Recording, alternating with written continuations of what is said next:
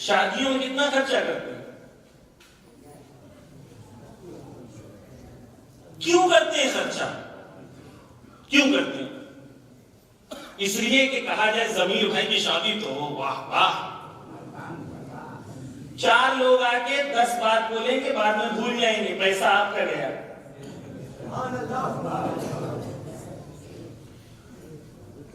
عزیزان گرامی، حضرت زہرا کی مولا کائنات سے شادی کیسے ہوئی؟ رول ماڈل نہیں کہ وہ ہمارے لیے رول ماڈل وہ ہیں، وہ انہوں نے 4 قسم کا کھانا بنایا تھا، میں تو 5 قسم کا بناؤں گا۔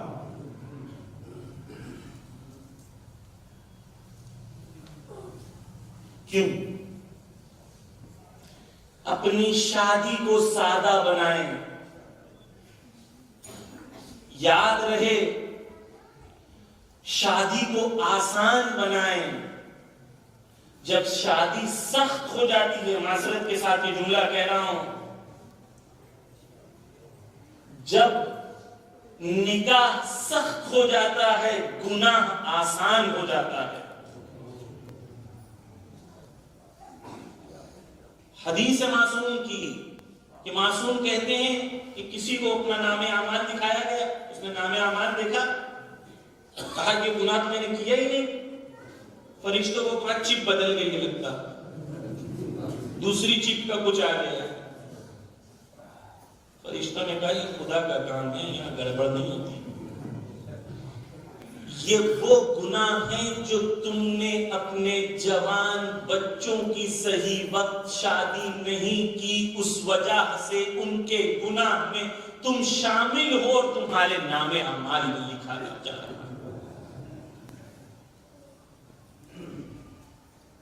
آج کا زمانہ 18 سال کی عمر میں بچہ جو ہے صبح شام سوشل میڈیا، صبح شام social media, media media media media. زمانہ نہیں، ہمارا زمانہ نہیں، ختم ہو گیا۔ اس کے ذہنوں میں گھولا جا رہا ہے، گھولا جا رہا ہے۔ اس زمانے میں اگر بچوں کی، جوان بچوں کی صحیح عمر میں شادی نہیں کرو گے تو ان کے گناہ تمہارے سر پہ لکھے جائیں۔ مولانا ایک طرف سے آپ کہہ رہے ہو کہ بچوں کو پڑھائیں، آپ یہ بھی بول رہے لڑکیوں کو بھی پڑھائیں، اور دوسری طرف سے یہ بول رہے جلدی شادی کرو۔ کیسے ممکن ہے؟ ممکن ہے یا نہیں ہے؟ بتائیں، ممکن ہے یا نہیں ہے؟ ہاں ممکن ہے۔ میں نے ایک مثال دی تھی، ایک گاؤں ہے کانودر نام کا گجرات میں نے ہمیشہ وہاں کی مثال دی تھی۔ اچھے لوگ ہیں، مومن ہیں، متدین لوگ ہیں۔ سنیں عزیزان گرامی، دین میں ہماری، میں معذرت چاہتا ہوں اس کو کیونکہ آخری مجلس میں تھوڑا زیادہ پڑھوں گا، اور جو بزرگان ہیں ان سے معذرت چاہتا ہوں، میں چاہ رہا ہوں پوری بات مکمل آپ تک پہنچا دوں۔ کانودر نام کا ایک گاؤں ہے، وہاں پر لڑکے لڑکیوں کی شادی 17-18 سال میں کر دیتے ہیں۔ نیچرل سی بات ہے، گناہ بھی کم ہوتے ہیں اس گاؤں میں۔ پورا شیعہ گاؤں جیسے آپ لوگوں کا ہے ویسے ہی۔ فرق یہ ہے کہ وہ دین پر عمل کرنا چاہتے ہیں۔ کیا کرتے ہیں؟ 17-18 سال میں لڑکا لڑکی کا متا کرا دیتے ہیں۔ متا تو بہت بری چیز ہے نا، متا بری چیز ہے یا نہیں؟ ہمارا ذہن برا ہے، متا برا نہیں۔ لڑکا لڑکی کا سلا پڑھا دیتے ہیں، اور سلا پڑھانے کے بعد وہ دونوں اپنے اپنے گھر پہ رہتے ہیں اور پڑھائی کرتے ہیں۔ دونوں محرم ہو جاتے ہیں، اگر انہیں بات چیت کی ضرورت ہوتی ہے شرط لگاتے ہیں۔ متا میں سلا میں آپ شرط لگا سکتے ہیں کہ آپ ایک دوسرے کو چھو نہیں سکتے، لیکن محرم ہے، متا میں شرط لگائی جا سکتی ہے۔ سلا جب ہوتا ہے تو وہاں پر شرط کے ساتھ سلا کرتے ہیں، لیکن پورے گاؤں کو پتا ہوتا ہے کہ بھائی احمد کی فاطمہ سے شادی ہونے والی، مثال ہے، سب کو پتا ہوتا ہے۔ دونوں لڑکے پڑھائی کرتے ہیں، ایجوکیشن حاصل کرتے ہیں. جب ان کا گریجویشن ختم ہوتا ہے، جب ان کی پڑھائی ختم ہوتی ہے، تب رخصتی کر کے ایک دوسرے کے گھر پہ آ جاتے ہیں. اس میں کیا مشکل ہے؟ مولانا لڑکی اگر چھوڑ دیا تو کیا ہوگا؟ وہ تو شادی کے بعد بھی چھوڑ سکتا ہے نا؟ منگنی کر دیتے ہیں. منگنی ہوتی کیا ہے پہلے تو یہ بتائیں. منگنی کس چڑیا کا نام ہے؟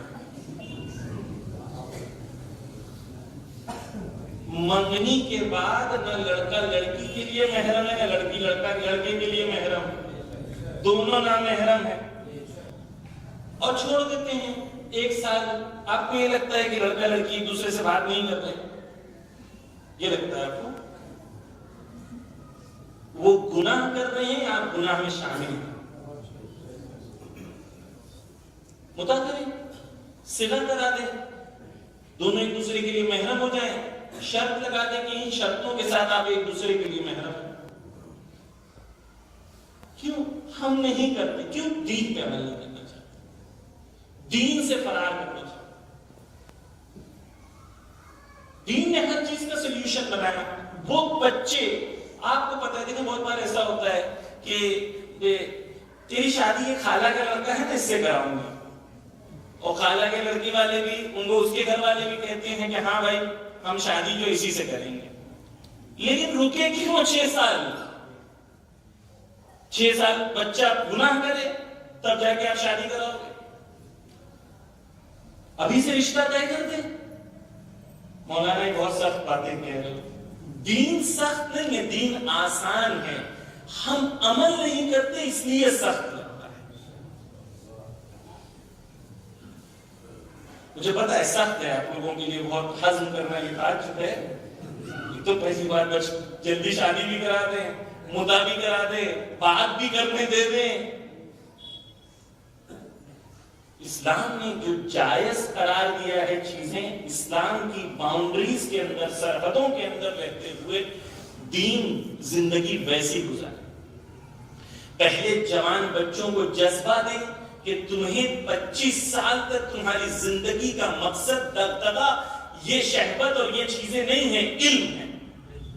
لیکن ساتھ میں ان کو ذہنی سکون دے دیں کہ تمہاری اس سے شادی ہونے والی ہے، اگر کمپینین شپ چاہیے تو یہ حلال رشتہ آپ کے لیے. دونوں مل کے جنون سے پڑھائی کریں، دونوں مل کے آگے بڑھنے کی کوشش کریں. بس اسلام میں 2 باتیں ہوتی ہیں: شادی کو آسان بنائیں اور شادی میں فضول خرچہ نہ کریں. وہی 2 لاکھ روپیہ جو آپ شادی میں خرچ کر رہے ہیں، 3 لاکھ روپیہ، 5 لاکھ روپیہ جو خرچ کر رہے ہیں، وہ بچوں کو دیں. بچے اس سے اپنی زندگی بنائیں، فیوچر بنائیں. کاروبار شروع کریں بچے، وہی پیسہ آپ انہیں دیں تاکہ وہ اپنا فیوچر بنائیں. چکن ٹکا اور چکن انگارہ یہ ایک دن میں ختم ہو جاتا ہے. ایک دن بہت بولا میں نے، 10 سیکنڈ میں ختم ہو جاتا ہے. بہت سارے تو کھانے کے بعد کہتے ہیں نمک صحیح نہیں ہے نا.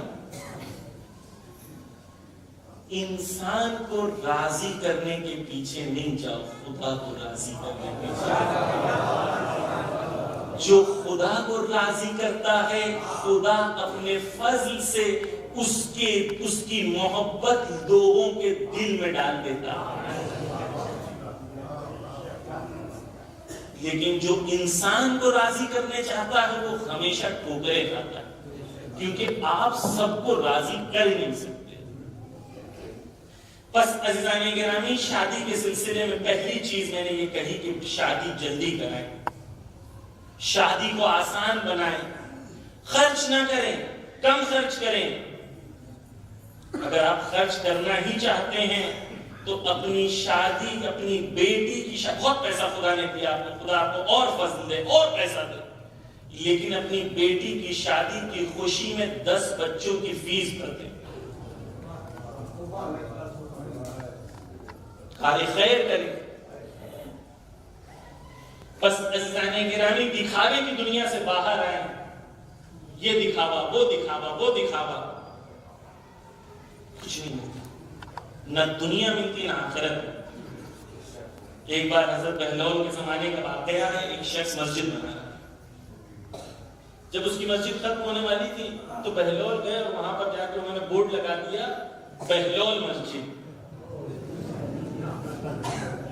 اس شخص کے لیے کتنی گراں گزری بات، مسجد میں نے بنائی ہے اور بہلول لکھ رہا ہے بہلول مسجد۔